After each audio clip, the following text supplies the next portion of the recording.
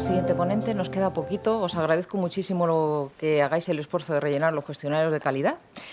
Y Ana Gómez, sí, nos acompaña. Ella trabaja en Siemens y nos va a hablar sobre la tomosíntesis, que nos parecía fundamental hablar de esta técnica, aunque hemos dado alguna pincelada. Pero bueno, muchísimas gracias por aceptar la invitación. Bueno, pues hola, buenas tardes. Gracias a vosotros por invitarnos a participar en esta sesión. Y bueno, el objetivo de esta charla, que va a ser muy breve porque me han dicho que tengo 15 minutos, es explicaros un poco cuál es el papel que juega la tomosíntesis en el diagnóstico precoz de cáncer de mama. Voy a pasar rápido, estos son los puntos que vamos a tratar, parecen muchos, pero no son tantos. Un poco, me imagino que lo habéis estado viendo a lo largo del día de hoy, pero para ponernos en antecedentes, como sabéis, el cáncer de mama es uno de los cánceres más comunes en mujeres en el hemisferio norte. Más del 10% de las mujeres padecerán esta enfermedad en algún momento de su vida. Pese a que los tratamientos y las terapias han avanzado mucho en este tiempo, tiene una mortalidad cercana al 30%. La detección precoz en sus estadios más tempranos de la enfermedad es un seguro de buen pronóstico de la enfermedad y, como sabéis, la mamografía sigue siendo la técnica de elección para el diagnóstico y la prevención. ¿Cuáles son las limitaciones de la mamografía que presenta la mamografía convencional?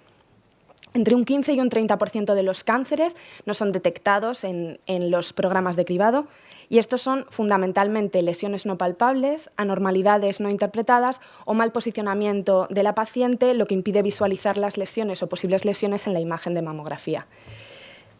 Esto es debido fundamentalmente al ruido anatómico, a un patrón de crecimiento del tumor que impide caracterizarlo, al bajo o nulo contraste de la imagen y, sobre todo, a la superposición de tejidos, que, como ya han hablado otros ponentes en presentaciones anteriores, bueno, pues lo que hace es enmascarar u ocultar las posibles lesiones. La tomosíntesis presenta un gran potencial a este respecto, ya que, fundamentalmente, el mayor beneficio de la tomosíntesis es que se reduce la superposición de tejidos al presentar el volumen de mama en cortes. Esto lo que hace, básicamente, es mejorar las capacidades diagnósticas, haciendo que los diagnósticos, valga la redundancia, sean mucho más precisos y, como veremos posteriormente, puede ser una técnica más confortable o menos dolorosa para las pacientes. Os voy a explicar un poco cuál es el principio físico, principio técnico de la tomosíntesis, con un vídeo, si se ve. Déjalo, no te preocupes. Bueno, os lo explico, es fácil. Básicamente, la tomosíntesis se adquiere en un mamógrafo convencional y lo que hace es el tubo va a girar, va a rotar de forma isocéntrica sobre el detector en un ángulo determinado. En este ángulo va a ir adquiriendo proyecciones, en este caso, por ejemplo, cada 2 grados, y este volumen de proyecciones que obtenemos va a ser reconstruido posteriormente con unos algoritmos similares a los que se utilizan en CT, de tal forma que nos va a presentar el volumen de tomo en cortes de 1 milímetro. El número de cortes que vamos a obtener depende del espesor de mama comprimido en centímetros. Finalmente, lo que obtenemos es una imagen de tomo que se visualizan cortes de forma individual, evitando el impacto que tiene la superposición de las diferentes estructuras. Existen diferentes puntos críticos que afectan directamente a la calidad de imagen de la tomosíntesis. Uno de ellos es el ángulo de adquisición. Como podéis ver en el gráfico que se muestra a continuación en la parte izquierda de la pantalla, a mayor ángulo de adquisición, mejor resolución de las diferentes partes en el espacio. En el primer gráfico se muestra un ángulo de adquisición de 15 grados y, como podéis ver, las dos bolitas que simulan dos estructuras que están orientadas en el mismo eje, diríamos, dentro de la mama. Existe todavía cierto solapamiento en lo que sería la imagen en plano, la imagen convencional. Sin embargo, con un ángulo mayor, la diferencia, es decir, la resolución de estas diferentes partes es mucho mayor. Aquí es muy sencillo ver que son dos estructuras diferentes, ya que tienen diferentes colores, blanco y negro, pero en una mamografía donde estamos trabajando en la gama de grises, esto es mucho más complicado. En la parte derecha de la pantalla tenéis un caso práctico. Aquí sí se ve. La primera imagen corresponde a un corte de tomo en 15 grados. Podéis ver esa lesión, es una paciente con un nódulo palpable en la mama izquierda, en el cuadrante superior. y cómo se vería, cómo se visualizaría en un corte de tomo de 50 grados. Como podéis ver, los bordes están mucho más definidos y además podemos determinar cuáles son las especulaciones del tumor y, por tanto, cuál es su extensión. Este es otro ejemplo de cuánto afecta el ángulo de adquisición a la calidad de imagen. Cuanto mayor ángulo de adquisición, mejor resolución en profundidad. En este caso se utiliza un fantoma de 2 bolas de acero con 1 milímetro de diámetro separadas en el eje Z por 6 milímetros. Como podéis ver, en el ángulo de scan de 40 grados, las 2 bolas están perfectamente separadas, cosa que no ocurre en un scan, por ejemplo, de 20 grados. Esto es otro ejemplo muy similar que determina o que pretende explicar otro punto, que es el ejemplo o el estudio, el ensayo, se hizo con un fantoma con un cable inclinado 43 grados en orientación perpendicular a la dirección del scan. Aquí básicamente lo que viene a explicar es que cuanto mayor profundidad, mayor resolución de profundidad, cuanto menor es la longitud que podemos ver del cable en cada uno de los planos. Y esto significa que tendremos más detalle en cada uno de los planos. Otro de los puntos fundamentales de la tomosíntesis y que afecta a la calidad de imagen es la resolución espacial. Igual que en la mamografía convencional, el tamaño de píxel es crítico. Sin embargo, la tomosíntesis tiene unas peculiaridades específicas de la propia técnica, y es que el detector tiene que leer un gran volumen de datos. Esto requiere mucho más tiempo. Existen entonces 2 formas de realizar estas lecturas.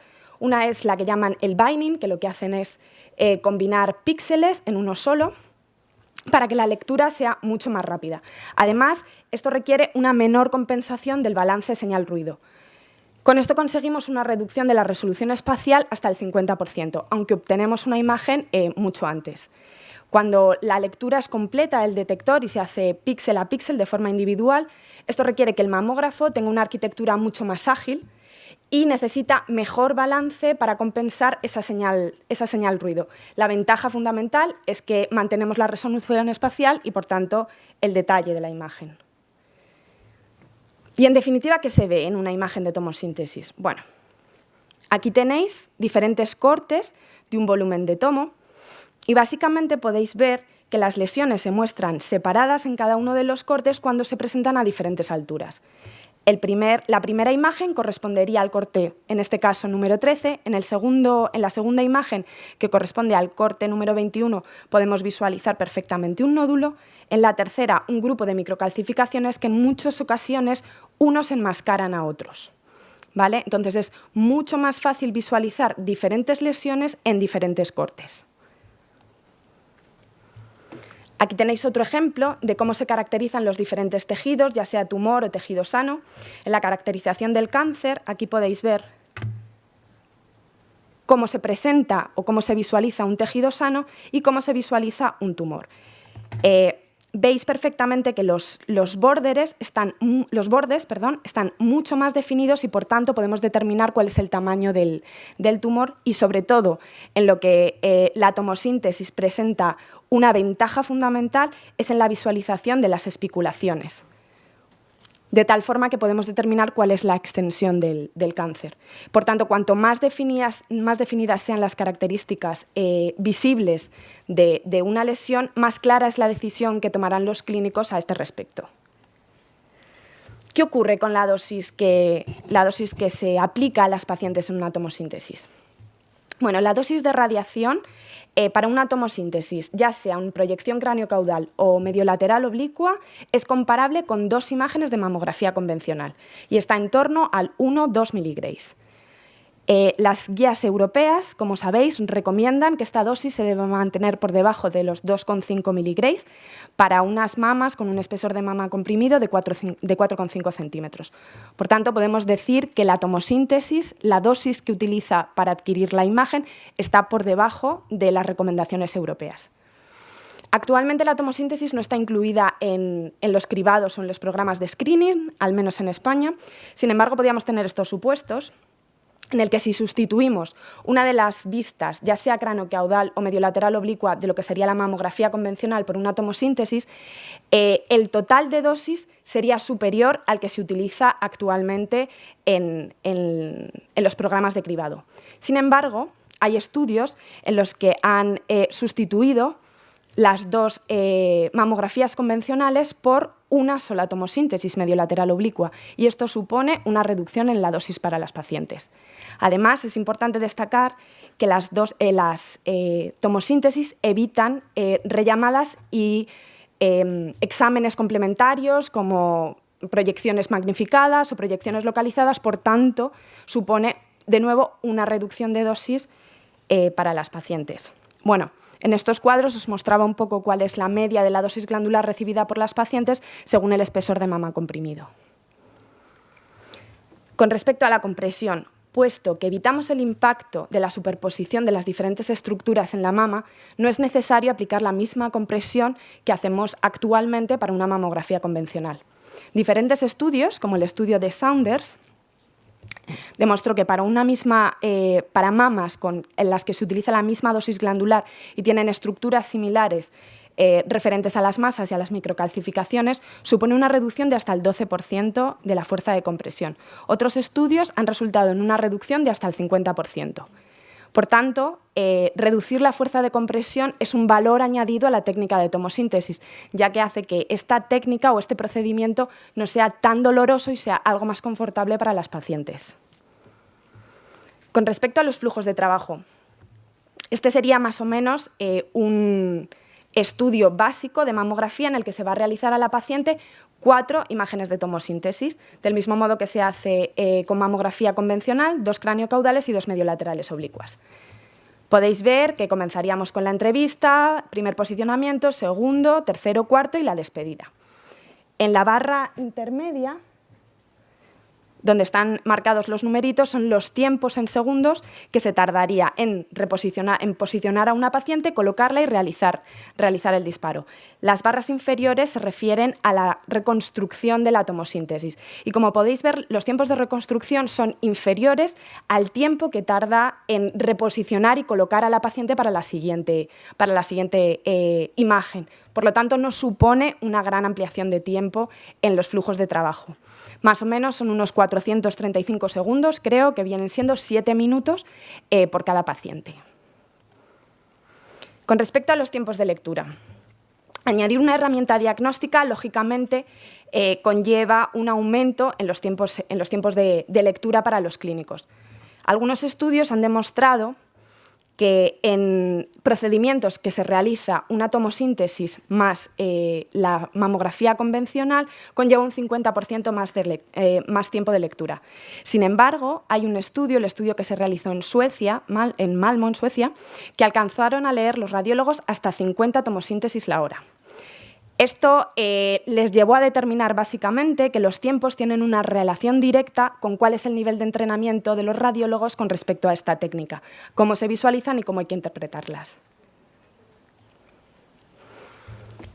El ratio de rellamadas es muy importante, el impacto que tiene la tomosíntesis en los mismos, gracias a que reducimos el efecto de solapamiento. Lesiones que eran equívocas en la mamografía convencional, tan sencillo como si es tumor o no, pueden ser refutadas ahora en una tomosíntesis. El ratio de rellamadas se redujo hasta en un 40% en el estudio que realizó Poplak, que eran pacientes que venían sospechosos derivados de un programa de screening. Es importante destacar que el tipo de hallazgos, las masas y las distorsiones en la arquitectura determinan cuál es el número de rellamadas que se va a hacer a estas pacientes. En Estados Unidos, más del 10% de las pacientes son rellamadas para hacer pruebas complementarias. Por lo tanto, introducir la tomosíntesis dentro de los programas de screening supondría un gran impacto.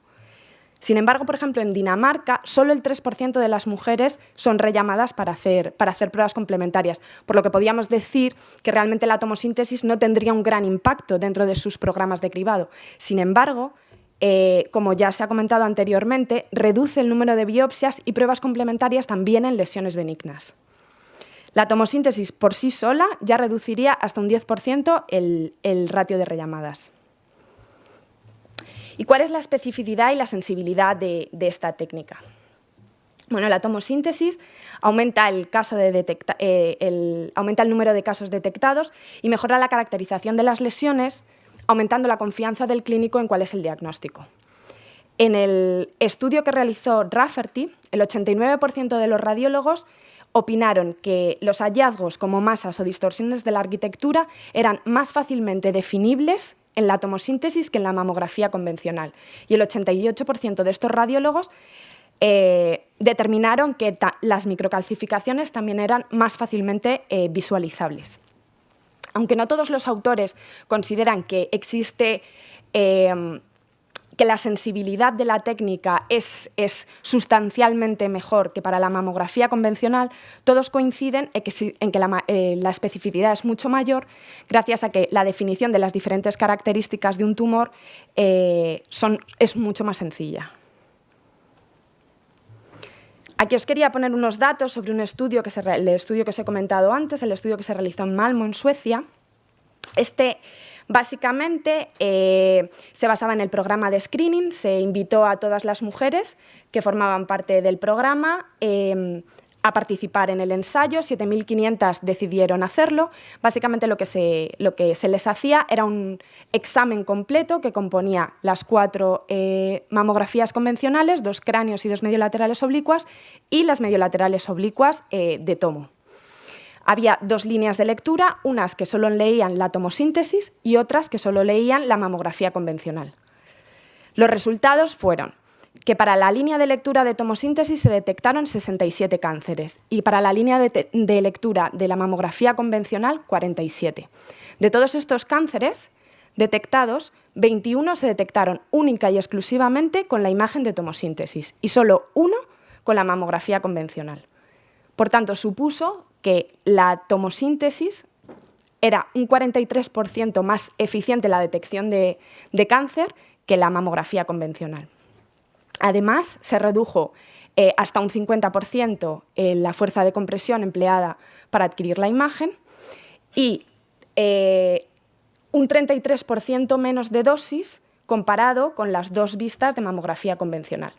Luego, en tiempos de lectura, esto va un poco con os tendría que explicar absolutamente todo el estudio, pero básicamente una tomosíntesis, solo una tomosíntesis se tarda en leer 30 segundos, a diferencia de 91 segundos que se tarda en leer 2 tomosíntesis más la mamografía convencional. Suponiendo que en los exámenes de screening solo realicemos las mamografías de tomosíntesis, supondría 60 segundos de lectura para los radiólogos, con lo cual hay una disminución importante en el tiempo de lectura.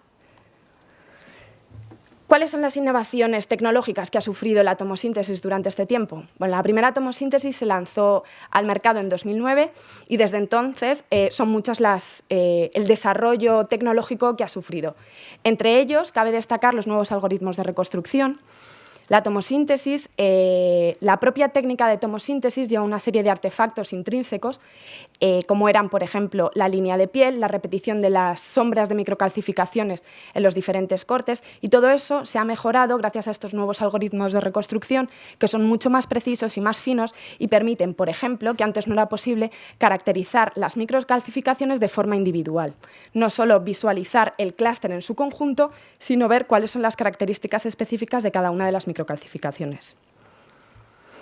Otra de las innovaciones que ha sufrido la tomosíntesis es lo que llamamos imagen sintética o mamografía sintética, y es que a partir del volumen de datos que se obtiene de la tomo conseguimos tener lo que sería la mamografía convencional con el gol fundamental de no radiar de nuevo a la paciente. Esta mamografía se podría utilizar, por ejemplo, en los estudios de cribado como sustituta de la mamografía convencional. Y luego, por último, aquí os quería mostrar un poco cuáles son las diferentes imágenes actualmente que podemos obtener en una tomo. La primera es una mamografía convencional, adquirida de forma convencional.